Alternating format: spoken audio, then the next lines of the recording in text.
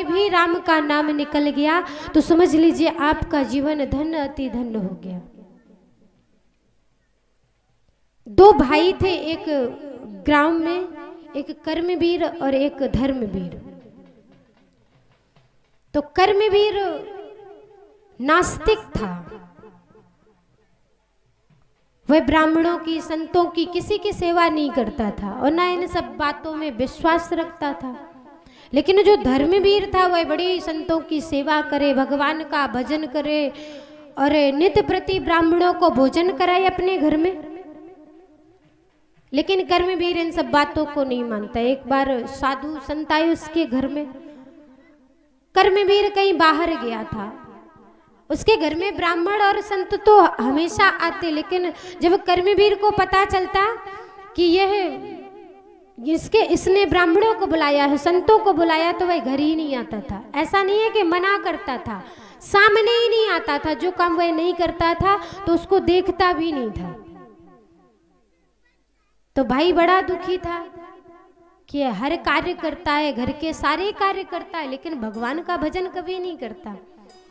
तो एक संत जी आए, उनसे बताया महाराज, बोले बेटा बड़े धर्मात्मा हो, तुम्हारा पूरा परिवार धर्मात्मा है।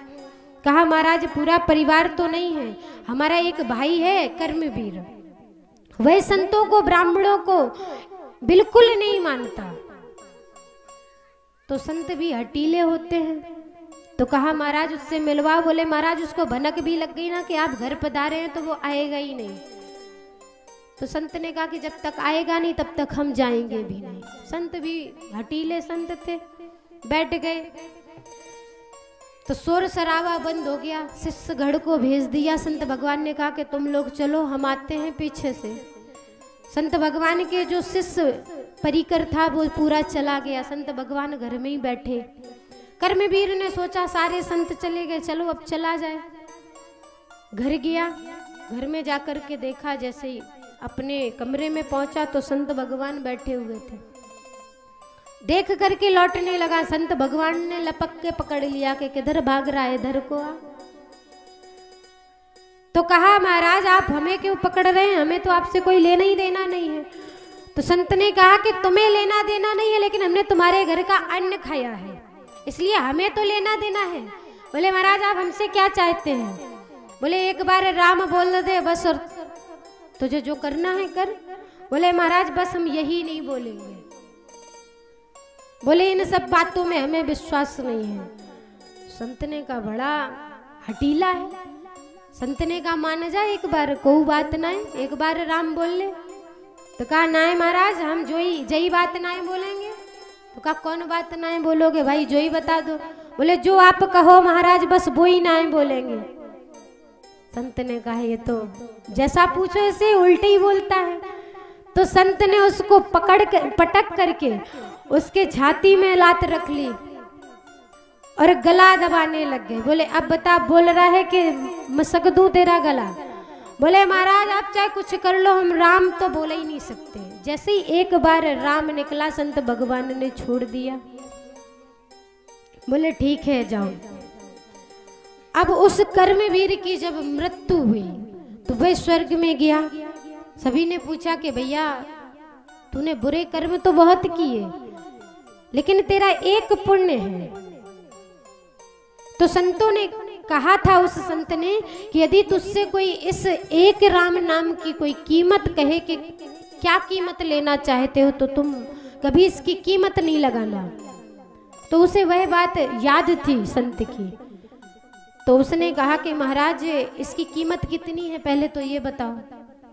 तो यमराज महाराज बोले महाराज हमें तो नहीं पता इसकी कीमत कितनी है। तो कहा कि भाई जिसको पता हो उससे कैलकुलेटर मंगाओ, हिसाब लगाओ, बताओ हमारा इसकी कीमत क्या है। अब बोले कि चलो किससे पूछा जाए? बोले ब्रह्मा जी के पास चलो, क्योंकि ब्रह्मा जी ने इसको बनाया।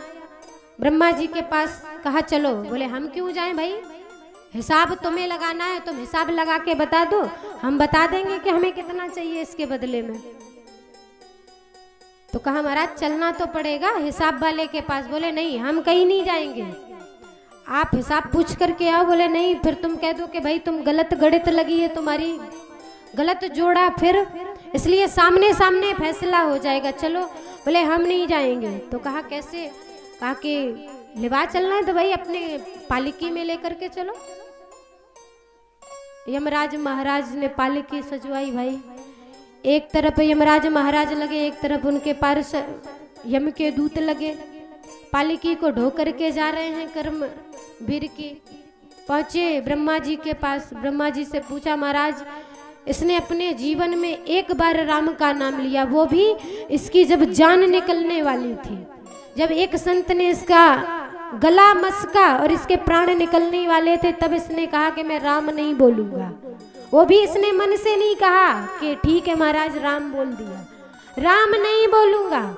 और महाराज अब ये कहता है कि मेरा हिसाब लगा के बता दो इसका क्या मूल्य है। ब्रह्मा जी परेशान कि राम, एक राम का क्या मूल्य हो सकता है? बोले हमें नहीं पता महाराज, राम का मूल्य हो सकता है। बोले अब किसके पास? बोले अब विष्णु, अब शंकर भगवान के पास चलो। बोले चलो महाराज।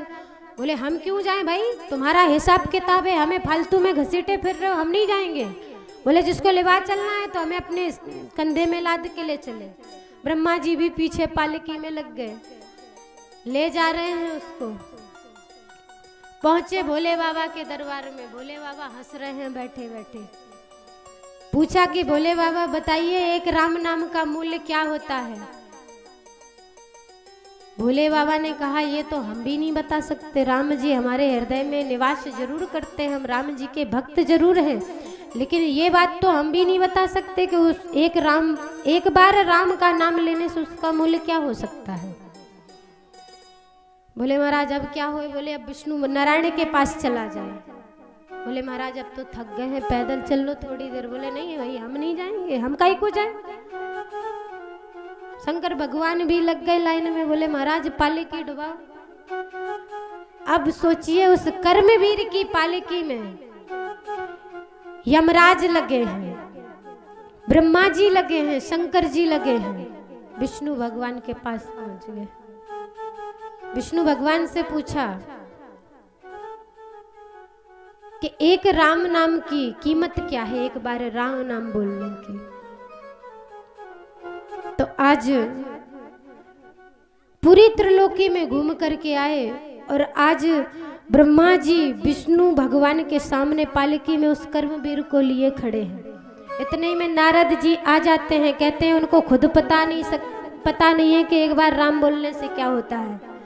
गोस्वामी तुलसीदास जी ने लिखा है कि राम न सकहे नाम गुण गाए, उनको खुद पता नहीं है।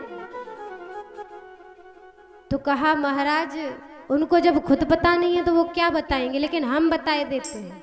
तो कहा महाराज अभी तक कहाँ थे, पहले ही टपक जाते, इतनी पालकी डुबवाए नहीं। बोले सोचिए एक बार इसने राम नाम लिया तो ब्रह्मा को और शंकर को और यमराज को इसकी पालकी में लगना पड़ा और पालकी में नारायण के पास लेकर के आना पड़ा। सोचिए कि जब एक बार राम नाम लिया और आप लोग इसको नारायण का दर्शन करवाने आ गए, यदि इसने अपने मन से राम का नाम लिया होता तो सोचो इसका क्या हुआ होता।